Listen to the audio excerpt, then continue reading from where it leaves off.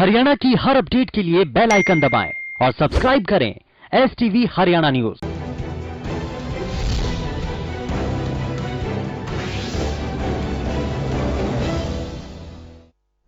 नमस्कार, मैं रामिका अजय मिश्रा, आप देख रहे हैं फटाफट हरियाणा। प्रदेश में कोरोना का कहर जारी है। एक दिन में कोरोना के 794 नए मामलों की पुष्टि हुई। फरीदाबाद में कोरोना का सबसे ज्यादा 154 नए मामले सामने आए।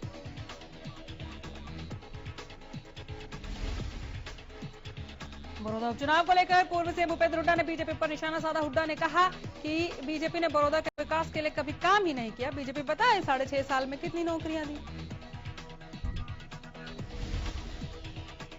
हुड्डा के बयान पर गृह मंत्री अनिल विज ने पलटवार किया है। विज ने कहा कि आज प्रेस कॉन्फ्रेंस में हुड्डा काफी दुखी दिख रहे थे। जल्दी हाथ में चिमटा और पैरों में खड़ाऊ लिए दिखेंगे।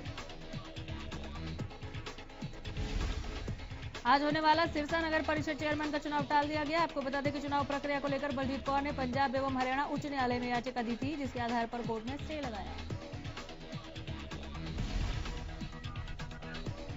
साथ ही पार्षदों ने राहुल सेतिया पर गंभीर आरोप लगाते हुए कहा कि उन्होंने सिरसा के विकास में रोड़े अटकाए। पार्षदों का कहना है कि नवंबर 2018 में भी नगर परिषद चेयरमैन चुनाव को लेकर सेतिया गुट ने स्टे लिया था, जिसके चलते सिरसा का विकास बाधित रहा।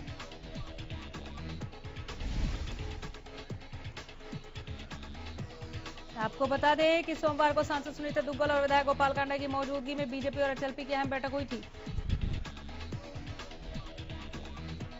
मुख्यमंत्री मनोहर लाल के निर्देश पर हुई अहम बैठक में चेयरमैन पद के लिए पार्षद सुमंत शर्मा के नाम पर सहमति बनी थी, लेकिन कोर्ट के स्टे के बाद आज होने वाले चुनाव को टाला गया है। सिरसा से विधायक एवं HLP अध्यक्ष गोपाल कांडा ने नगर परिषद चुनाव को लेकर हुई घटना को निंदनीय बताया। उन्होंने कहा कि जो लोग नगर का विकास नहीं चाहते, उन्होंने ही अड़ंगा लगाया। उन्होंने बलजीत कौर पर सवाल उठाते हुए कहा कि हाईकोर्ट की ओर से जारी स्टे पर पार्षद बलजीत कौर का यह कहना है कि उन्होंने याचिका दायर करने को लेकर कोई हस्ताक्षर नहीं किया। अगर उन्होंने हस्ताक्षर नहीं किए तो उन्हें हाईकोर्ट और DC के सामने पेश होकर शपथ दे देनी चाहिए। जल्द ही मामले की जांच करवाकर दूध का दूध और पानी का पानी किया जाएगा।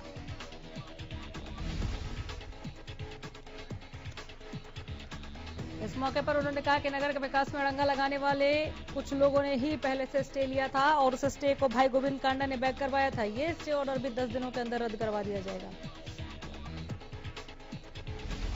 बीजेपी के प्रदेश अध्यक्ष ओम प्रकाश धनखड़ ने मंगलवार को राष्ट्रपति रामनाथ कोविंद से मुलाकात की। बीजेपी के प्रदेश अध्यक्ष OP धनखड़ ने राष्ट्रपति भवन में जाकर रामनाथ कोविंद से शिष्टाचार भेंट की। हरियाणा के मुख्य सचिव श्रीमती केशनी आनंद अरोड़ा की अध्यक्षता में राज्य प्रशिक्षण परिषद की पहली बैठक की गई। बैठक वीडियो कॉन्फ्रेंसिंग के माध्यम से आयोजित की गई, जिसमें अलग अलग विभागों के अतिरिक्त मुख्य सचिव, पुलिस महानिदेशक, विश्वविद्यालय और अन्य प्रशिक्षण संस्थानों के अधिकारी मौजूद रहे। बैठक में मुख्य सचिव ने प्रशिक्षण देने के लिए सभी विभागाध्यक्षों को अगले 2 दिनों में नोडल अधिकारी नियुक्त करने के साथ ही 1 सप्ताह में कर्मचारियों को दिए जाने वाले प्रशिक्षण संबंधित योजना को तैयार करने के निर्देश दिए।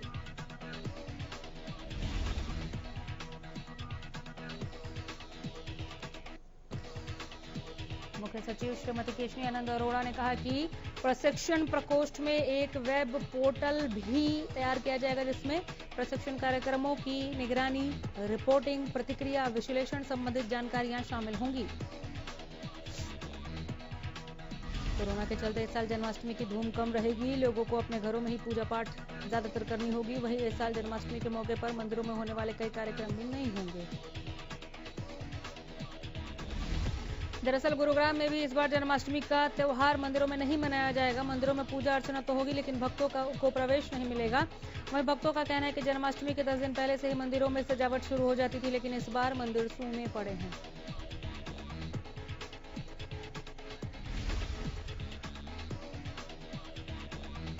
कोरोना के बढ़ रहे प्रकोप को ध्यान में रखते हुए अम्बाला के मंदिरों में भी पूरे एहतियातन जन्माष्टमी मनाई जा रही है। मंदिर के मुख्य द्वार पर श्रद्धालुओं के लिए मास्क और सैनिटाइजर का इंतजाम किया गया है।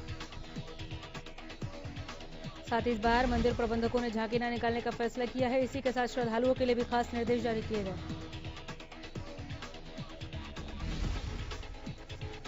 इंदिरी में कोरोना महामारी को देखते हुए पुलिस प्रशासन ने मास्क बांटने का अभियान कई दिनों से चलाया हुआ है। इसी कार्यक्रम के तहत मंगलवार को इंदिरी थाना प्रभारी सतपाल सिंह की अध्यक्षता में शहर में मास्क बांटे गए। प्रदेश में कोरोना के मरीजों का आंकड़ा बढ़ता ही जा रहा है। मंगलवार को पंचकुला में 26 नए कोरोना संक्रमित मरीज सामने आए हैं, जिसकी पुष्टि Panchkula civil surgeon doctor Jasjit Kaur ने की।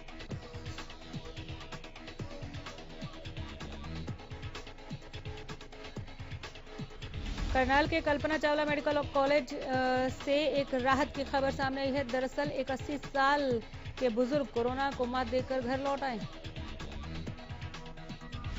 बता दें कि डॉक्टरों ने बुजुर्ग को फूल देकर अस्पताल से विदा किया। गौरतलब है कि बुजुर्ग हार्ट और बीपी के मरीज भी रहे। 23 दिन पहले कोरोना पॉजिटिव होकर कल्पना चावला अस्पताल आए थे, अब बिल्कुल ठीक होकर घर लौट चुके हैं। कोरोना महामारी के बीच जहां सभी स्कूल कॉलेज बंद हैं, ऐसे में करनाल के कलामपुरा गांव में कुछ अलग ही नजारा दिख रहा है। कलामपुरा गांव के राजकीय उच्च विद्यालय में बच्चे पढ़ते हुए नजर आए।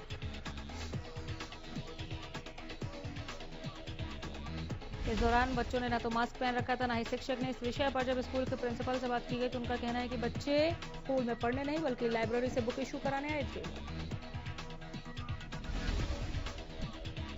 कोरोना को हराने के लिए अभी और सावधानियां बरतने की जरूरत है, लेकिन गुरुग्राम रोडवेज बसें न सिर्फ नियमों की धज्जियां उड़ा रहे हैं बल्कि सवारियों की जान को भी जोखिम में यहां डाला जा रहा है। गुरुग्राम के बस डिपो में बसों को निकलने से पहले सैनिटाइज तो किया जा रहा है, लेकिन सवारियों की ना तो थर्मल स्क्रीनिंग की जा रही है और ना ही सभी सवारियों के चेहरों पर मास्क आप देख पाएंगे। वैश्विक महामारी कोरोना की वजह से पूरी दुनिया को कई सारी परेशानियां इस वक्त पेश आ रही हैं। स्वास्थ्य के साथ साथ लोगों को आर्थिक परेशानियों का भी भारी बोझ उठाना पड़ रहा है। यहाँ तक कि समाज का भविष्य संवारने वाले शिक्षक भी अब इससे अछूते नहीं हैं। रेवाड़ी में एक निजी स्कूल के शिक्षक पर कोरोना की ऐसी मार पड़ी है कि अपनी आजीविका चलाने के लिए उन्हें अब दीवारों पर पेंट का काम करना पड़ रहा है। स्कूल में आर्ट एंड क्राफ्ट के शिक्षक इतने मजबूर हैं कि अब दिहाड़ी मजदूर बन गए हैं।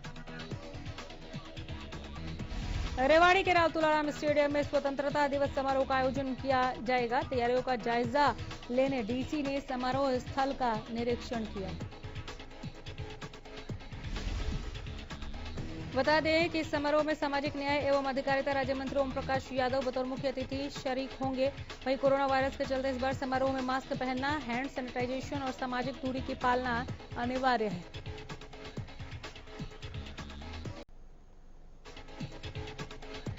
हिसार की रहने वाली किताबो देवी अपनी बेटे को न्याय दिलवाने के लिए दर दर की ठोकरें खाने को विवश हैं। महिला ने बताया कि उनके बेटे रविंद्र ने दूसरी जाति में शादी की थी, जिसके बाद से युवती के परिजनों ने घर आना जाना शुरू कर दिया था और युवती को वापस लेकर चले गए।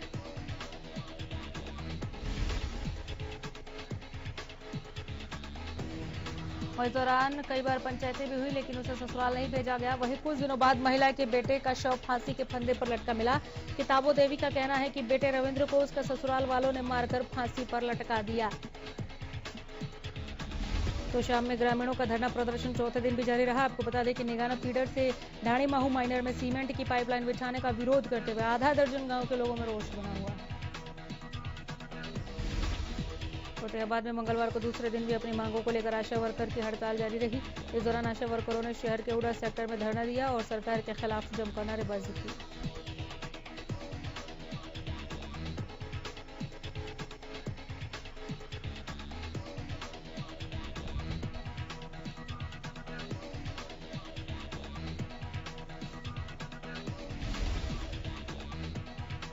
पुलिस ने दिल्ली से सटे कुंडली के पारकर मॉल में चल रहे देह व्यापार का गोरख धंधा पर्दाफाश किया, जिसमें फरोशी का एक काला कारोबार स्पा सेंटर के आड़ में चल रहा है।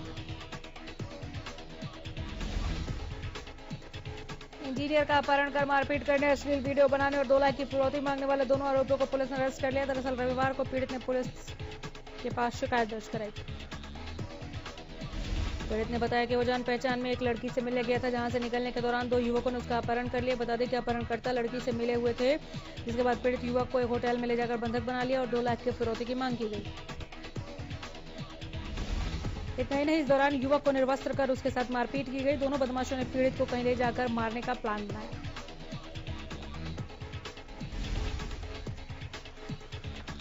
सोहना में कुछ अज्ञात हमलावरों का नगर पार्षद के पति पर फायरिंग करने का मामला सामने आया है। बताया जा रहा है कि करीब आधा दर्जन बदमाश गाड़ी में सवार होकर आए थे।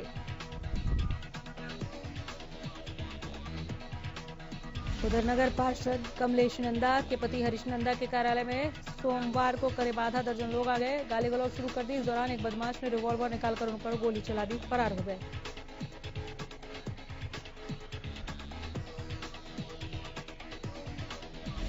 झज्जर के दुलीना जेल में बंद एक कैदी की बीमारी की वजह से मौत हो गई। बताया जा रहा है कि मृतक सीआरपीएफ का जवान था।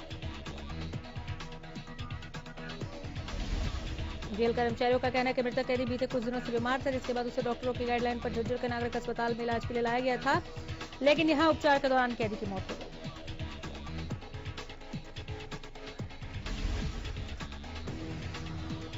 पानीपत के निम्बरी गांव के सरपंच की हत्या मामले में उम्र कैद की सजा काट रहे शराब ठेकेदार कुलदीप की हत्या कर दी गई। वो जमानत पर घर आया हुआ था। शराब ठेकेदार पर पहले गणासी डंडों से हमला किया गया, फिर सिर में 2 गोलियां दागकर हत्या कर दी गई।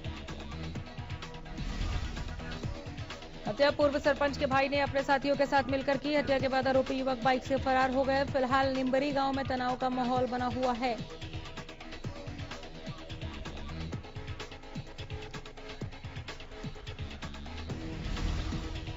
यमुनानगर की माणकपुर सड़क पर 2 दिन से लापता फोटोग्राफर का शव बरामद हुआ है। सूचना पाकर मौके पर पहुंची पुलिस ने शव को कब्जे में लेकर आगे की कार्रवाई शुरू कर दी।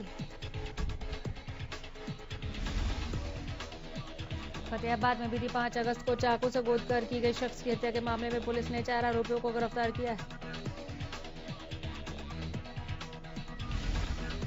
पकड़े गए सभी आरोपी फतेहाबाद के रहने वाले हैं। चारों आरोपियों को मंगलवार को कोर्ट में पेश कर रिमांड पर लिया गया था कि हत्या में इस्तेमाल किए गए हथियार की बरामदगी की जा सके।